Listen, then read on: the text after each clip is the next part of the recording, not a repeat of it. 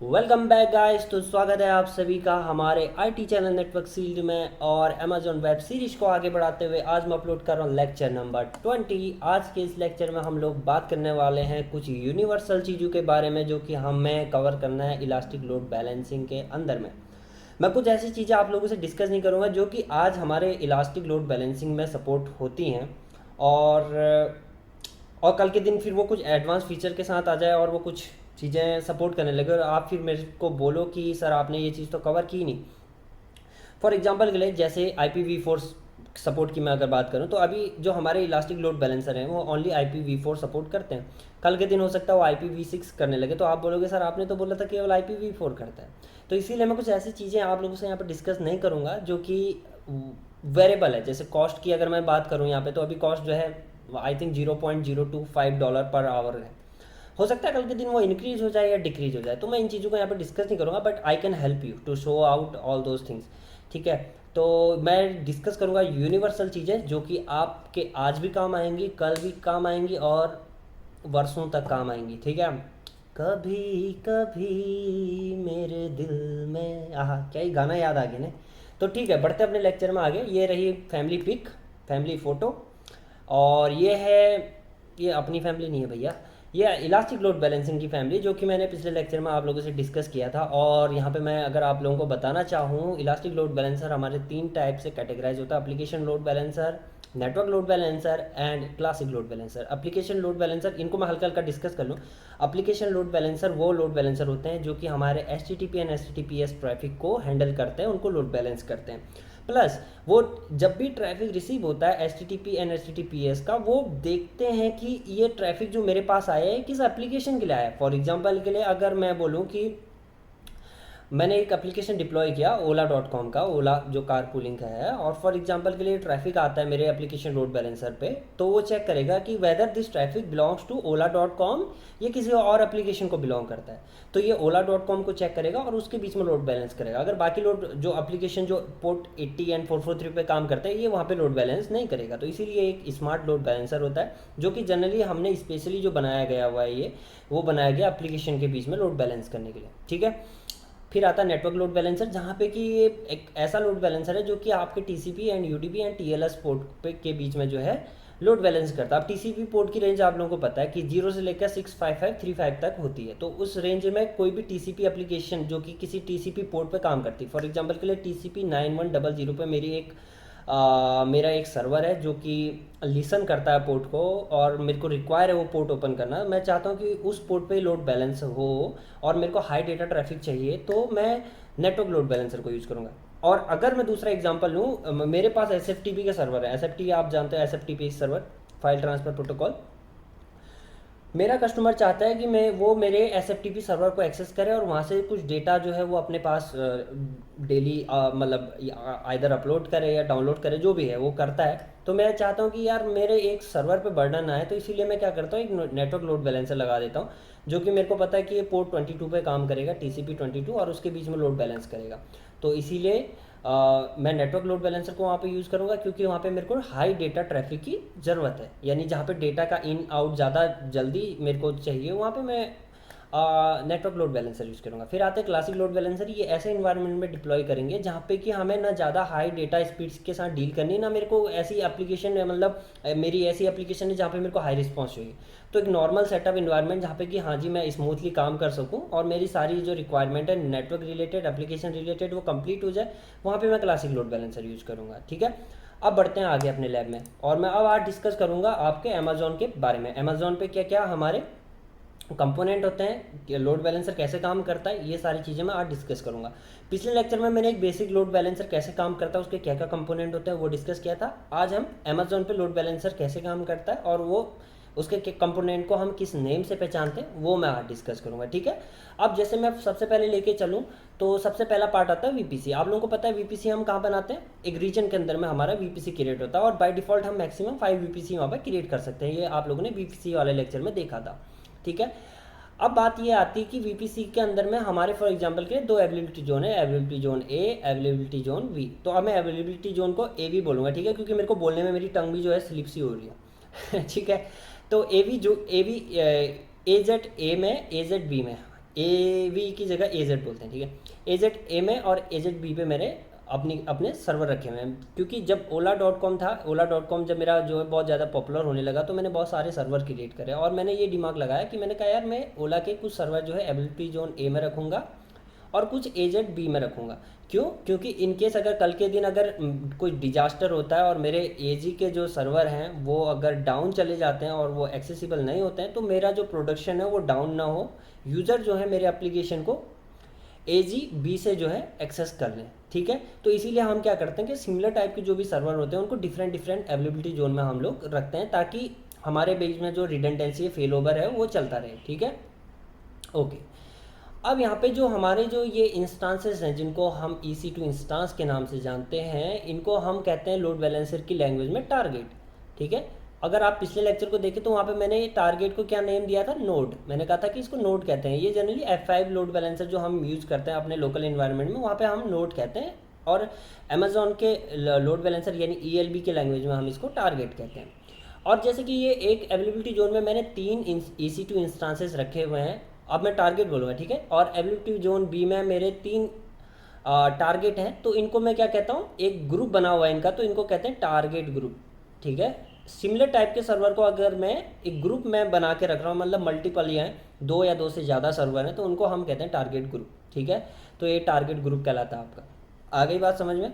Okay. और उसके अलावा अब आते हैं अप फ्रंट और बैक फ्रंट।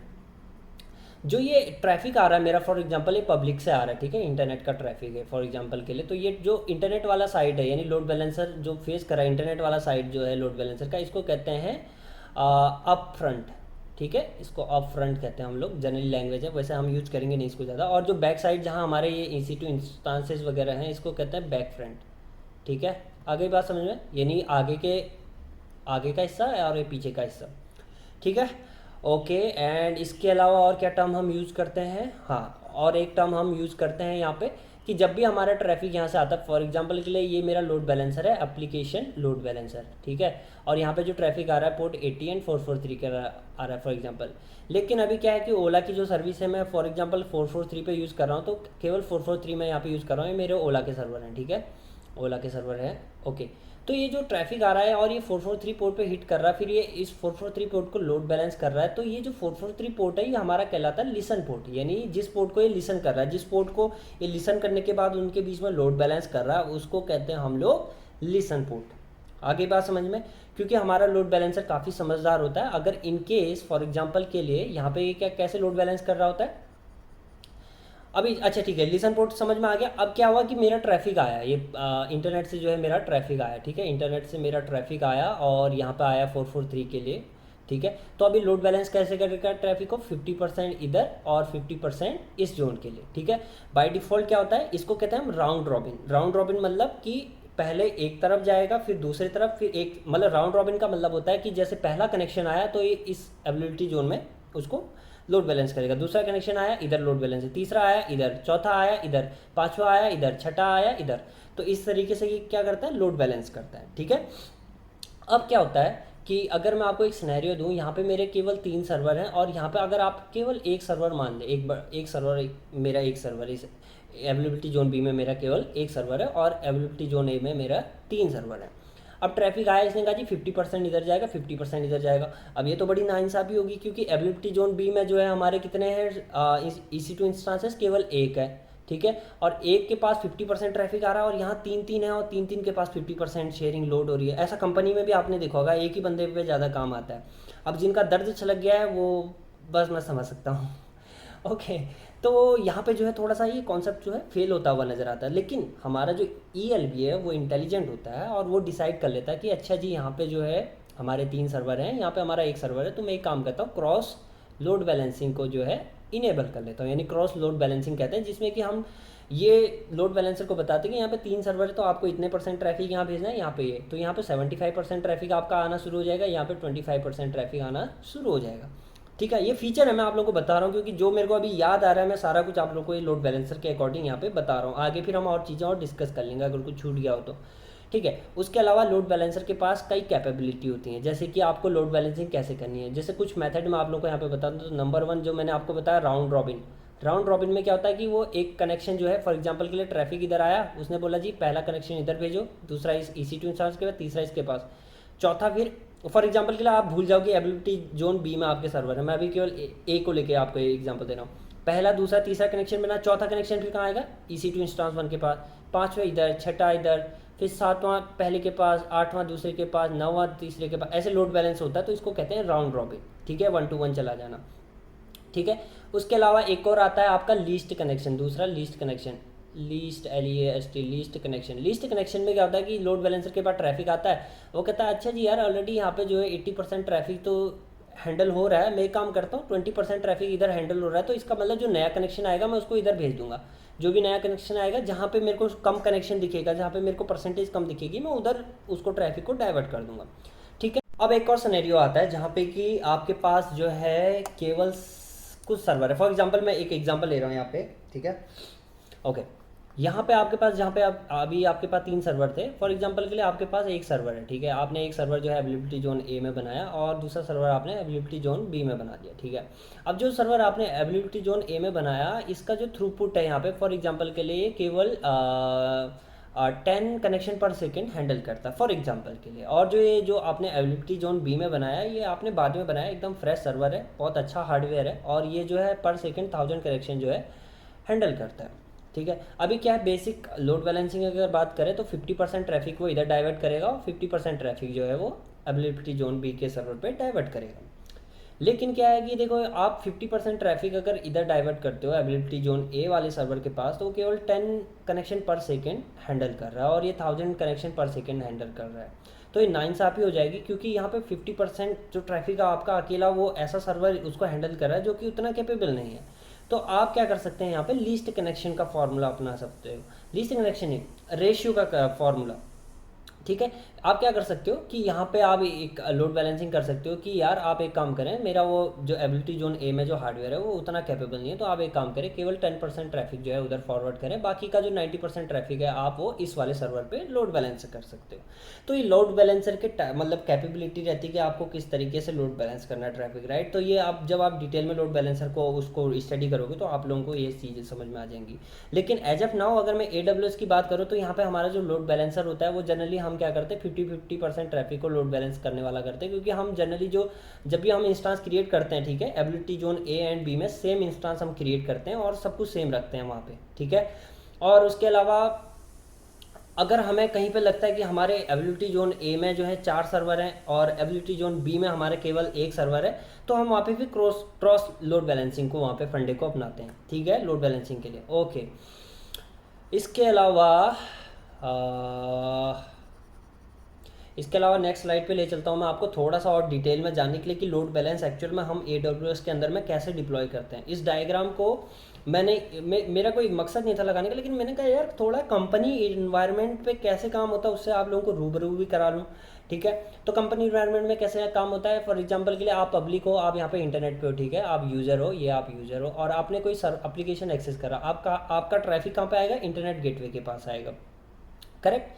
क्योंकि आपने अपना जो एप्लीकेशन है फॉर एग्जांपल के लिए ola.com वो पब्लिक के लिए अलाउ किया हुआ है, तो ऑब्वियसली बात है तो उसकी DNS में एंट्री होगी, यानी जब भी आप ola.com टाइप करोगे तो एक ऐसे IP रिजॉल्व करेगा जो कि आपके अमेजोन का IP होगा, ठीक है। तो अभी ट्रैफिक जो है इंटरनेट गेटवे के पास आया, इंटरनेट गेटवे से वो कहाँ आएगा, आपके फायरवॉल के पास आया। फायरवॉल के पास जब ट्रैफिक आया तो ऑब्वियसली बात है फायरवॉल उस ट्रैफिक को जो है चेक करके आप ऑब्वियसली बात है रूल अलाउ करेंगे, रूल अलाउ करने के बाद वो ट्रैफिक आएगा आपके लोड बैलेंसर के पास, ठीक है।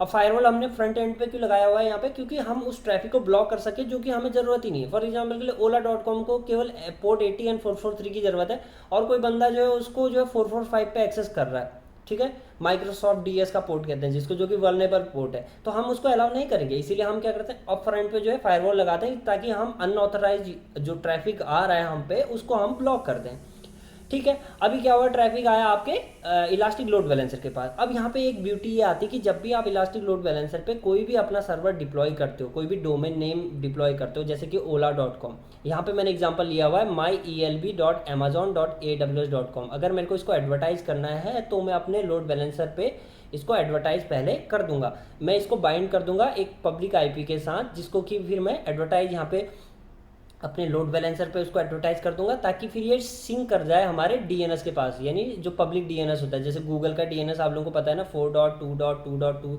या 8.8.8.8 होता है। तो यहाँ पे हमें एंट्री करनी होती है, और वो एंट्री कैसे होती है वो भी मैं थोड़ा आप लोग को बता देता हूँ। जब भी आप कोई भी अपनी वेबसाइट को पब्लिक पे होस्ट करना चाहते हो, तो आप अपने इंटरनेट सर्विस प्रोवाइडर को रिक्वेस्ट करते हो कि ये मेरा डोमेन नेम है myelb.amazon.aws.com फॉर एग्जांपल के लिए, और ये इसका पब्लिक आईपी ये रहा। आप आईपी दोगे और उनको बोलोगे कि इस चीज़ को, इस डोमेन नेम को इस आईपी के साथ आप रजिस्टर करके पब्लिश कर दो। फिर आपका जो सर्विस प्रोवाइडर होता है वो क्या करता है, उसको पब्लिश कर देता है बाकी के पब्लिक डीएनएस पे, ठीक है। तो इस तरीके से आप जो है डीएनएस पे अपने जो एप्लीकेशन का जो यूआरएल है उसको पब्लिश करते हो, ताकि उसको लोग एक्सेस कर सकें, ठीक है। तो पहली बात तो आपको क्लियर करनी पड़ेगी यहाँ पे कि जो आपका लोड बैलेंसर होता है वो डीएनएस पब्लिक फेसिंग, आपका जो इंटरनेट पब्लिक फेसिंग जो आपका लोड बैलेंसर होता है वहाँ पे डीएनएस जो है आपका रन होना चाहिए, यानी वहाँ पे डीएनएस रिजोल्यूशन होना चाहिए, ठीक है। और उसके बाद मैं यहाँ पे क्या समझा रहा था कि आपका ट्रैफिक आया, वो यहाँ पे आया, उसने देखा अच्छा जी ये पोर्ट 80 के लिए ट्रैफिक आया है, तो वो यहाँ से भी लोड बैलेंस कर देगा। अब जो भी लोड बैलेंसिंग का मेथड आपने अप्लाई किया होगा वहाँ पे ये इसके अकॉर्डिंग यहाँ पे लोड बैलेंस को कर देगा। उसके अलावा कुछ पॉइंट और हैं।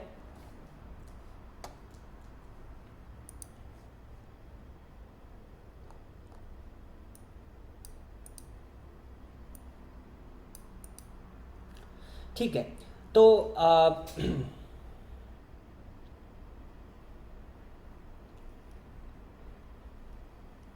तो सेकेंड पॉइंट ये रहेगा कि अब बात आती है कि आप डिप्लॉय कैसे करोगे। ठीक है, आपने इसको पब्लिक आईपी दे दिया, यहाँ पे आपका ट्रैफिक जो है फेस करते हुए आया और यहाँ से जो है पहुँच गया आपके लोड बैलेंसर के पास पहुँच गया। लोड बैलेंसर से अब आपको यहाँ पर लोड बैलेंस करना है। अब ये इंस्टांसेस को आपने आईपी एड्रेस देने हैं। ऑब्वियसली बात है कि जब भी आप लोड बैलेंसर पे इंस्टांसेस को कनेक्ट कर रहे हो तो ऑब्वियसली बात है आपको कुछ स्टेप्स तो फॉलो करने पड़ेंगे। तो जो इंस्टांस को आप आईपी देंगे, फॉर एग्जांपल के लिए मैंने इस इंस्टांस को आईपी दे दिया 192.168.1.6।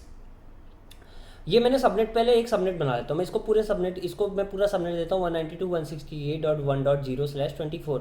अब आप लोगों को मैंने पहले लेक्चर में, पहले नहीं पुराने लेक्चर में अगर आप देखें तो मैंने आपको बताया कि जब भी आप कोई सबनेट क्रिएट करते हो अमेजॉन वेब सर्विस के अंदर में, वहाँ पे उसके 5 आईपी जो है वो रिजर्व हो जाते हैं।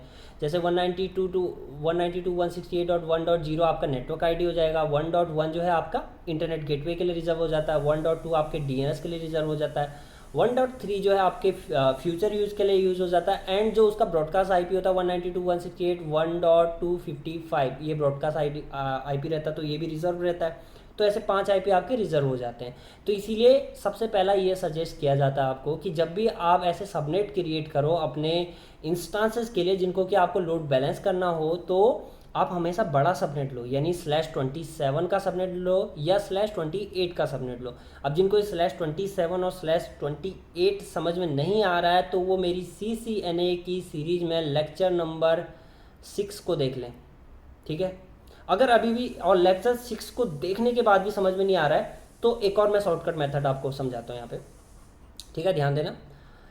ओके, कंपनी की रिक्वायरमेंट आई, अभी नहीं भाई, कंपनी की रिक्वायरमेंट आई कि अच्छा जी मैं ना एक काम कर रहा हूँ, मैं 5 सर्वर जो है अपने मेरे को लोड बैलेंस करने हैं, और 5 सर्वर जो है मेरे वो एप्लीकेशन के सर्वर हैं, तो आप उसको लोड बैलेंस करवाओ। अच्छा जी, आप नेटवर्क एडमिनिस्ट्रेटर हो या AWS एडमिनिस्ट्रेटर हो, आपके पास रिक्वायरमेंट आई 5 लोड बैलेंसर की, 5 सर्वर को लोड बैलेंस करने की, तो आपके माइंड में हिट करना चाहिए अच्छा जी 5 की रिक्वायरमेंट आई, 5 तो ओह शिट, ओके, ये कभी कभी मेरा पेन दूसरा ही सिलेक्ट हो जाता है। 5 की रिक्वायरमेंट आई आपको पता है, +5 आपको पता है कि अमेजोन जो है खुद के लिए रिजर्व कर लेता है, और आप एक बेस्ट नेटवर्क एडमिन हो या आप एक बेस्ट सर्वर एडमिन हो, AWS एडमिन हो, तो आपको पता होना चाहिए कि फ्यूचर में इनकेस अगर इनकी रिक्वायरमेंट और बढ़ गई, कस्टमर की एक्सपेक्टेशन हमेशा बढ़ती रहती है, आप लोगों को पता है, और कल के दिन इन्होंने 5 और नए सर्वर खड़े कर दिए, तो आपको कितने आईपी की ज़रूरत पड़ेगी, 15 आईपी की ज़रूरत पड़ेगी। अब 15 आईपी के लिए आपको कौन सा सबनेट चाहिएगा, तो उसको देखने आप उसको कैसे आप ब्रेक कर सकते हो इंटरनेट से, मैं आपको दिखाता हूँ, ठीक है। हाँ, तो आपको क्या करना है, यहाँ पे सिंपली गूगल टाइप करके, पहले गूगल टाइप कर लो एंड देन यहाँ पे आप CIDR सर्च करो, ये होता है क्लासलेस इंटर डोमेन राउटिंग, यानी जहाँ पे कि हम एक बड़े से सबनेट को ब्रेक कर रहे होते हैं छोटे छोटे सबनेट पे अपनी रिक्वायरमेंट के अकॉर्डिंग, ठीक है। तो CIDR जैसे आप टाइप करोगे नीचे कैलकुलेटर लिखा हुआ आ जाएगा, कैलकुलेटर सेलेक्ट कर लें, उसके बाद आप कोई भी एक वेबसाइट पे चले जाएं। फॉर एग्जांपल के लिए मैं इस वेबसाइट पे जाता हूँ। यहाँ पे आप लोगों को मैंने बताया कि जैसे फॉर एग्जांपल के लिए आपको पता है आपका सबनेट है 192.168.1.0 का, यानी अगर आपके पास अभी कितने /24 जो है /24 का आपका नेटवर्क है, ठीक है। आपकी रिक्वायरमेंट है कि आपको चाहिए 15 होस्ट, ठीक है, अपने इंस्टांस के लिए। तो यहाँ पे आप देख सकते हैं कि /24 में आपके कितने होस्ट आपको अवेलेबल मिल रहे हैं। यहाँ पे होस्ट मिनिमम 1 से लेकर 254 तक जा रहा है, ठीक है। तो यानी आपको 254 होस्ट जो है ये मिल रहे हैं, लेकिन आपकी रिक्वायरमेंट केवल कम की है, यानी 15 होस्ट की है। तो आप एक काम करो, 24 से ऊपर कोई सबनेट नहीं होता है यहाँ पे 24, यानी अगर 24 के बाद आप क्या करें, ऊपर सबनेट बढ़ाएं 1 to 1, जैसे 24 के बाद आपने 25 करा तो यहाँ पे होस्ट कम होते रहेंगे उसके, ठीक है। जिनको अभी भी समझ में नहीं आ रहा है, मैं एक बार फिर से आपको बोलूँगा आप CIDR वाला लेक्चर मेरा देख लें। अदरवाइज अगर शॉर्टकट मेथड आपको अपनाना है, आपको CIDR का बारे में पता है, तो आप यहाँ पे शॉर्टकट ऐसे कर सकते हो। अभी देखो होस्ट कितने आ गए 126, पहले 254 थे, अब 126, ऐसे ही कम करते जाओ। यहाँ पे 28 डाल देते हैं अभी हम। 28 करते ही देखो होस्ट कितने आ गए 14, आपको रिक्वायरमेंट है 15 की। आइदर आप 14 पे जस्टिफाई करना चाहते हो खुद को तो आप कर सकते हो, ये सबनेट आप वहाँ पे क्रिएट कर सकते हो अपने इंस्टांसेस के लिए, तो ताकि आप लोड बैलेंसर को ये जो सबनेट है ये एलोकेट कर सको। और अदरवाइज आप यहाँ पे फिर /27 डाल दो, जिसमें कि आपके एकदम डबल होस्ट हो जाएंगे, यानी आपके आप 30 होस्ट हो जाएंगे। तो ऐसे आप जो है कैलकुलेट कर सकते हो अपने रेंज को, ठीक है। तो वापस से स्लाइड में आता हूँ। तो ऐसे ही हमें 15 होस्ट की रिक्वायरमेंट थी, तो हमने जो है /27 का यहाँ पे नेटवर्क बना दिया। चलो 28 कर लेते हैं, जिसमें कि अब हमें कितने मिलेंगे 14 होस्ट मिलेंगे, राइट। तो 14 होस्ट में से अगर मैं कैलकुलेट करूँ 192.168.1.0 नेटवर्क के लिए गया, 1.1 जो है इंटरनेट गेटवे के लिए गया, एंड 1.2 जो है वो DNS के लिए चला गया, एंड 1.3 जो है वो फ्यूचर पर्पज़ के लिए चला गया, एंड उसके बाद 3 के बाद हम 4 यूज़ कर सकते हैं, 5 यूज़ कर सकते हैं। तो हम एलोकेट कर लेते हैं इसको 1.168, 1.4, 1.5, 1.6, ऐसे हम यहाँ पे CIDR जो है एलोकेट कर सकते हैं, ठीक है। अब फॉर एग्जांपल के लिए कल के दिन आपको लगा कि यार इस सर्वर पे जो है मैं एक एप्लीकेशन तो रन कर रहा हूँ, और जो कि ola.com के लिए, और मैं एक नया जो है अपना डोमेन उसको ब्रॉडकास्ट करता हूँ जो कि xyz.com होगा। तो आप यहाँ पे एक नया सबनेट और क्रिएट कर सकते हो, यानी बाय डिफ़ॉल्ट जो अगर मैं आप लोगों को बताऊँ जो EC2 इंस्टांस जो आप क्रिएट करते हो उसका जो इंटरफेस होता है वो क्या होता है ETH 0। उसके अलावा अगर आपको कोई भी और इंटरफेस वहाँ पे क्रिएट करने तो आप क्रिएट कर सकते हो और उसको IP एलोकेट कर सकते हो, ठीक है।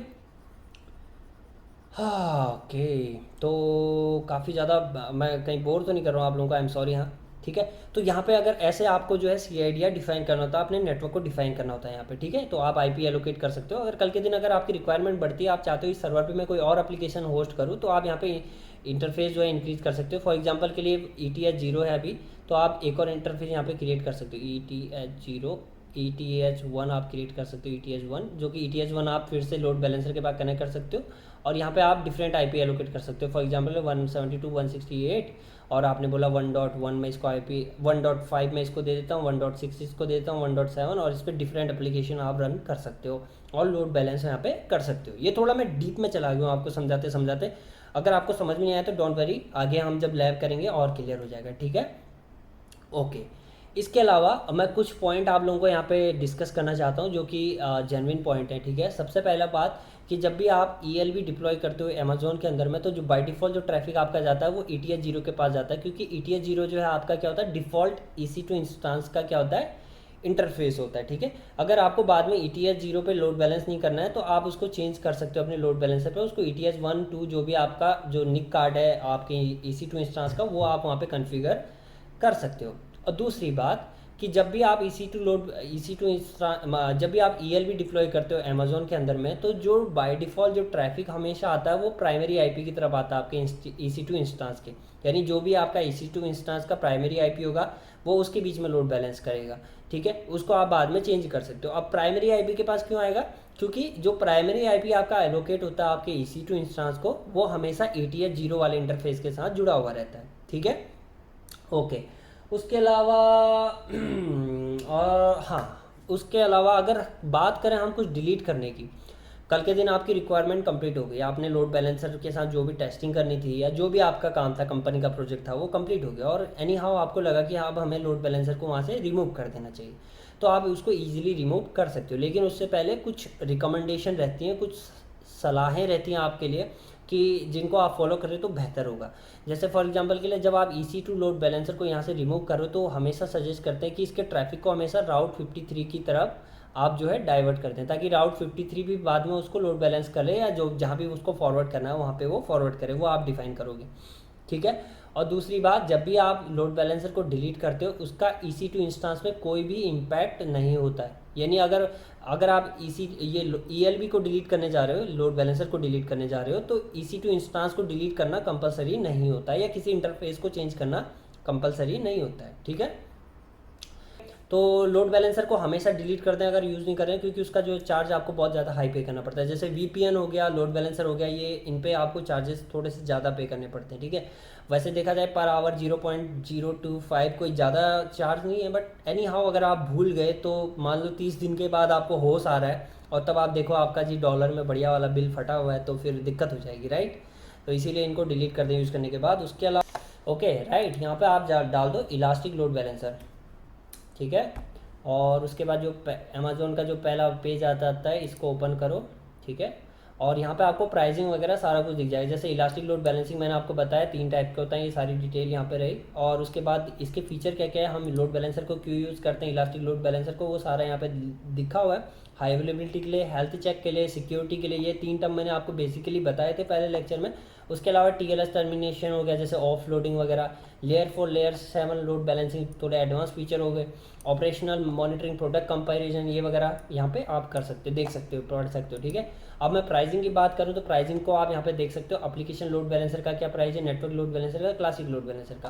अब आप बोलोगे सर यहाँ पे तो कुछ दिखा ही नहीं प्राइस के बारे में, तो उसके लिए आपको नीचे आना पड़ेगा, ये रहा, यहाँ पे डिटेल आ जाती है। एप्लीकेशन लोड बैलेंसर अगर आप कनेक्ट करते हो अपने इन्वायरमेंट में तो 0.0225 जो मैंने अभी जस्ट बता रहा था आप लोगों को, उतना आपको चार्ज पे करना पड़ता है, ठीक है। अगर आप किस रीजन पे डिप्लॉय कर रहे हो, मैं सिंगापुर रीजन पे अगर मैं डिप्लॉय कर रहा हूँ इसको फॉर एग्जांपल के लिए, तो यहाँ पे क्या प्राइस रहेंगे इसके, वो वेरी करते हैं। देखो 0.0252, वहाँ पे था 0.225 और यहाँ पे चेंज हो गया। इसीलिए मैंने जब स्टार्टिंग की थी अपने लेक्चर की, मैंने ही बोला था कि मैं कुछ ऐसी चीज़ें आप लोगों को नहीं बताऊँगा जो कल के दिन चेंज हो जाए और फिर आप मेरे को बोलो कि सर ने जो है गलत इन्फॉर्मेशन मेरे को दी। क्योंकि आप लोगों को पता है हेटर्स बहुत ज़्यादा रहते हैं, उनको बस कुछ ना कुछ उल्टा कमेंट करना होता है यूट्यूब पे, तो वो फिर मुझे अच्छा नहीं लगता देख के पढ़ना। क्योंकि मैं इतनी मेहनत करके आप लोगों को कुछ अगर पढ़ा रहा हूँ तो ऑब्वियसली बात है यार, अगर कहीं पे गलती होती है तो उसको आप इग्नोर करें, ठीक है। किसी को डीमोटिवेट नहीं करना चाहिए, ठीक है। तो इसीलिए ये रहा। और उसके बाद नेटवर्क लोड बैलेंसर की बात करें, ये थोड़ा सेम प्राइस में यहाँ पे मिल जाएगा, लेकिन कहीं पे इसका प्राइस कम रहता है, right. And classic load balancer, ये देखो इसका प्राइस ये रहा, ठीक है। तो यहाँ पे आप प्राइसिंग देख सकते हो। और गेटिंग स्टार्टेड, यहाँ पे आप फिर इसके बारे में फीचर पढ़ना, यानी लैब वगैरह करना, ये सारे रिसोर्स यहाँ पे आप देख सकते हो, लेकिन इसकी आपको ज़रूरत नहीं है। आप ज़्यादा से ज़्यादा देखें तो फीचर देखें लोड बैलेंसर के और एक ओवरव्यू उसका आप देख सकते हो। बट बाकी चीज़ें मैंने आप लोगों को पढ़ा दी हैं। और उसके अलावा आप डायरेक्ट जब हम लैब करने के लिए उतरेंगे तो वहाँ पर और सारी चीज़ें आप लोगों की क्लियर हो जाएंगी। तो आज के लेक्चर में इतना ही, विराम देता हूँ अपने शब्दों को और फिर मिलते हैं दोबारा और एक नए जोश के साथ, एक नए उत्साह के साथ, और करेंगे लैब और धमाल मचाएंगे, ठीक है। Bye guys.